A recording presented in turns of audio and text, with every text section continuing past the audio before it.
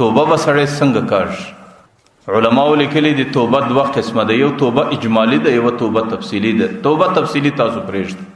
توبه اجمالي دې ته ویل کېږي چې د یو سړي په دماغ کې دا راغله چې زه نن د خپل رب سره جوړه کوم او زما کوشش دا دی چې زما نوم په هغه چا کې ولیکل سي چې کوم څوک د جهنم مثلا ازادي شي.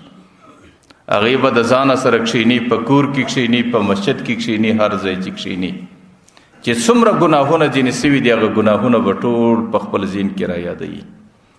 د ځوانۍ څخه د خپلې زندګۍ نقشه را روانه کول او بیا د خپلو لمنځو، د خپلو عباداتو، د ګناهونو تصور و فکر کول او چې څومره ګناهونه په دماغ کې را حاضر سو پر هغې باندې خپل رب ته عاجزي کول، پښیماني کول چې الله په خطا کې دا راسه سوي دي.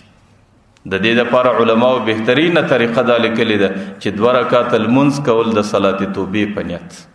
لمونځ کوم 2 رکعاته صلات توبه، مخ مې دی پر طرف د کعبې. د هغې څه وروسته چې لمونځ وکړئ د عطایاتې په شکل د خپل رب ته کښېني، یا الله چې تر اوسه پورې زما څه څومره ګناهونه سوي دي، که د الله حقوق راسه ضایع سوي دي، که د بندګانو، که ښکاره ګناه راسه سوي دي، که پټې راسه سوي دي، که صغیره ګناه راسه سوي دي، که کبیره ګناه راسه سوي دي، یا الله زه پر دې ټولو ګناهو باندې پښیماني کوم او یا الله تا ته خپل حاجت او تا ته خپله پښیماني دروړم. یا الله ته ما په خپل دربار کې قبول کړې، زما د دې ګناهو څه توبه ده. علماء لیکلي دي دا اجمالي توبه ده او د دې لپاره بهترین شکل دا دی چې سړی کوشش دا کوي چې د توبې اجمالي په وخت کې د سړي د سترګو څه اوښکې راسي. ځکه پیغمبر علیه الصلاة والسلام وایي ما من عین یخرج منه الدموع وان کان مثل رأس الذباب.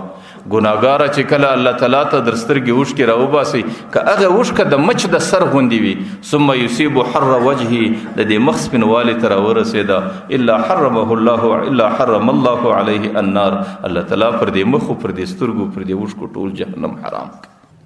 لیکن که چاله ژړا نه ورځي، پیغمبر علیه السلام ورته وایي ورته ابکو ان لم تبکو فتباکو، تاسو ژړا کوئ، که ژړا نه درځي د ژړا شکل خپل رب ته جوړوه. نو چې کله دې دا عمل در سره کوي نو دې ته ویل کېږي توبه اجمالي. لیکن توبه اجمالي یوازې کافي نه ده، د دې څه وروسته توبه تفصیلي را روانه ده.